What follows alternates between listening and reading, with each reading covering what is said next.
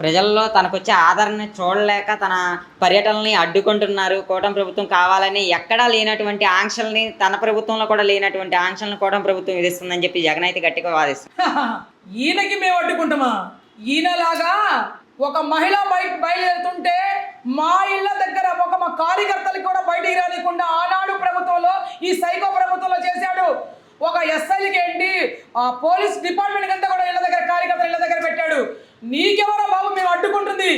నీకు ఏ రకంగా కూటమి ప్రభుత్వంలో నువ్వు స్వచ్ఛంగా బయట తిరుగుమని నీకు వదిలేశారు. ఎక్కడైనా నీకు అడ్డుకున్నారా? నువ్వు డబ్బులు ఇచ్చేసి యువతకి రెచ్చగొట్టేసి మెడల మీద నుంచి నీ టైర్లు పోలించేసి ఎవరో వాడు బెట్టింగ్ వాడు తాగి సరిపోతే కూటమి ప్రభుత్వం గురించి సరిపోయారు. ఎవరో భార్యాభర్తలను కొట్టుకొని సరిపోతే కూటమి ప్రభుత్వం గురించి సరిపోయారు. ఎవరో అత్త కోడలు అక్కడ కొట్టుకుంటే కూటమి ప్రభుత్వం గురించి కొట్టుకున్నారు. ఇంకోటి అడుగుతున్నాము, సైకోను ఇన్ని మాటలు మాట్లాడుతున్నావు, ఒక్క మాట నాకు సమాధానం చెప్పు. నీ రక్తంలో పంచుకున్న పుట్టిన చెల్లి ఎందుకు నీ పేటెంట్ కుక్కలు ఆ రకంగా మాట్లాడిస్తుంటే వాళ్ళకి ఎందుకు నువ్వు నోరు కట్టట్లేదు? ఎందుకు చెల్లి గురించి కూడా ఇంత అసభ్యంగా మాట్లాడుతుంటే నువ్వు ఎందుకు దానికి సమాధానం చెప్పలేకపోతున్నావు? అంటే ఒక చెల్లికి, నీ రక్తంలో పంచుకున్న పుట్టిన చెల్లికే రక్షణ లేదంటే ఈ అక్క చెల్లెమ్మలకి నువ్వు ఎలగబెడతావా? నువ్వు ఎలగబెట్టేవాడు కాబట్టే ఈ అక్క చెల్లెమ్మలే నీకు బంగాళాఖాతంలో కలిపేశారు. నీకు ఇంకా కూడా చింత సచ్చిన కూడా పులుపు సావలేదా? నీకు సిగ్గు రావట్లేదా? నీకు 151కి 11 ఎక్కడా నీకు సిగ్గు రావట్లేదా? ముందు ఆ సిగ్గు తెచ్చుకో. నువ్వు పరిపాలనలో నేను ఇంకా బతికి ఉండాలి అంటే ప్రజలకు వచ్చి అడుగు, అమ్మ మీకు చెప్పిన సంక్షేమ క్షేమాలు అందుతున్నాయా లేదా మాట్లాడు. దానికి రాజకీయం అంటారు.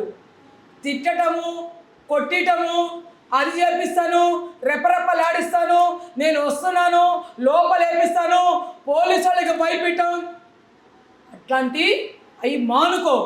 పోలీసు వాళ్ళకి నువ్వేం చేపిస్తావు? పోలీసు వాళ్ళు వాళ్ళు చదువుకొని లక్షలు ఖర్చు పెట్టుకొని, కోట్లు ఖర్చు పెట్టుకొని, చదువుకొని ఉన్నత స్థాయి వచ్చినాడు. నీలాగా 420 లాగా రాలేదు వాళ్ళు. ఎందుకంటే జగన్మోహన్ రెడ్డి దగ్గర 420 డబ్బులు చాలా ఉంది. ఆనాడు తండ్రికి చంపినప్పుడు నీ చేయలేదా? చంపించింది నువ్వు కాదా? ఎందుకు చంపించావు? అది ప్రజలకి తెలదనుకుంటున్నావా? సీఎం సీటు కోసం జన్మించిన తండ్రికే నువ్వు చంపించినంత పెద్ద కొడుకువి నువ్వు ఈ ఆంధ్ర రాష్ట్రంలో ఉన్న 5 కోట్ల మంది ప్రజలకి నువ్వు న్యాయం చేస్తావా? చేసావుగా. 2019 నుంచి 2024 వరకు చూశారు ప్రజలు. నీ ప్రభుత్వం ఎప్పుడు ఎల్లగొట్టాలని కంకణం కట్టుకొని ఈ అక్క చెల్లమ్మలు ఎప్పటికి నీ పంపించాలా, ఎప్పుడు ఎలక్షన్ వస్తుందని చూసి నీకు బంగాళాఖాతంలో కలిపేశారు జగన్మోహన్ రెడ్డి. నువ్వు దమ్మున్నాడు నాయకుడు అయితే రేపు ఎలక్షన్ జరుగుతుంది, మన కార్పొరేటర్ ఎలక్షన్ జరుగుతుంది, నీ సత్తా దాంట్లో చూపించు. లేదంటావా నీ ఉన్న 11 సీట్లలో 7 సీట్లు పక్కనకి వెళ్ళిపోతున్నాయి. ఆ 3 సీట్లు కూడా నువ్వు కాపాడుకుంటానికి జాగ్రత్త పడు. లేదంటే నువ్వు దేనికి పనికి రాకుండా పోతావు. ఇప్పుడు లేదంటే ముందే నువ్వు 70 బెడ్రూములు కట్టించుకున్నావు కర్ణాటకలో. బెంగళూరులో 70 రూములు, ఒక 4 రూముల డబ్బులు నిండిచ్చావు. అవి జాగ్రత్త చూసుకొని ముందు. నీ చిన్న మెదడు మాత్రం జాగ్రత్తగా లండన్లో ట్రీట్మెంట్ చేస్తున్నావు కాబట్టి మంచిగా ట్రీట్మెంట్ చేసుకుని మంచిగా ఆరోగ్యంగా ఉండును అని చెప్తున్నాను. రాష్ట్రంలో అభివృద్ధి సంక్షేమం 2 కళ్ళుగా చంద్రబాబు నాయుడు పనిచేస్తూ ఉంటే రాజధాని నిర్మాణం అనేది 3 సంవత్సరాలు కాదు కదా, 30 సంవత్సరాల్లో కూడా అవ్వదు, అది ఒక కలగానే మిగిలిపోతుందని చెప్పి అంటున్నారు. ఈడు గత 5 సంవత్సరాల్లో రాజధానిని ఒక ఇట్టిరా వేసాడా? రాజధాని ఆనాడు నారా చంద్రబాబు నాయుడు గారు బస్సులో బస చేసి ఆ రాజధానికి ఏ రకంగా ఆయన అభివృద్ధి చెందితే దానికి ముళ్ళకంపలాగా పుట్టించేసి అంటే ఎక్కడో ఆ పనికిరాని ఇళ్ళలాగా చేసేసి, పనికిరాని ఆఫీసులలాగా చేసేసి ఒక రాజధానికి ఒక ఇటుకిరాయి పెట్టలేదు, 3 రాజధానులు కట్టిస్తాను అని. ఇటుకిరాయి పడతానికి చేతగాని వాడు కూడా నువ్వు కూడా రాజధాని గురించి మాట్లాడే అర్హత నీకు ఎక్కడ ఉంది అని అడుగుతున్నావు. నీకు కళ్ళుంటే, నీకు చెవులుంటే, నిజమైన నువ్వు రాజశేఖర రెడ్డి బిడ్డవైతే మూడు సంవత్సరాల్లో రాజధాని అయిదో లేదో నువ్వు చూడు. నువ్వు బతికుంటే, నువ్వు జైల్లో ఉన్నా కూడా నీకు పేపర్లు వస్తూ ఉంటాయి. జైల్లో ఉన్నా కూడా సపరేట్గా ఒక టీవీ పెట్టుకో, చూస్తూ ఉండు. రాజధాని అయితే ఒక రాజధాని కాదు, ఒక విషనరీ అంటే, ఒక విషనరీ లీడర్ అంటే నారా చంద్రబాబు నాయుడు గారు.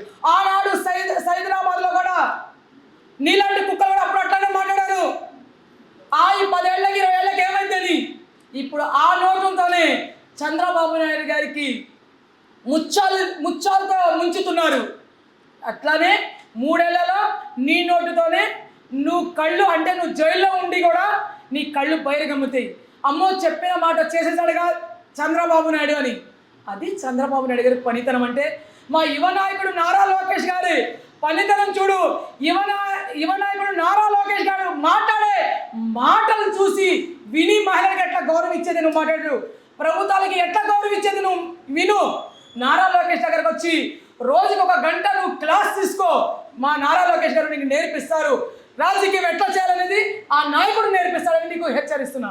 అంటే ఏపీ సీఎం చంద్రబాబుకి దాచుకోవడం దోచుకోవడమే వచ్చు కానీ సంపద సృష్టించడం అనేది రాదు. ఒక హంద్రీనివా కానీ, ఒక పులిచింతల ప్రాజెక్టు, అలాగే పోలవరం ప్రాజెక్టు ఏది చూసినా స్వలాభం కోసమే, తన జేబులో డబ్బులు వేసుకోవడం కోసమే ఈ ప్రాజెక్టులన్నీ చేపడుతున్నాడు అని చెప్పి వైసీపీ అధినేత అయితే అంటున్నారు. నీ హయాంలో 5 సంవత్సరాలు పోలవరం ఏం చేసావు?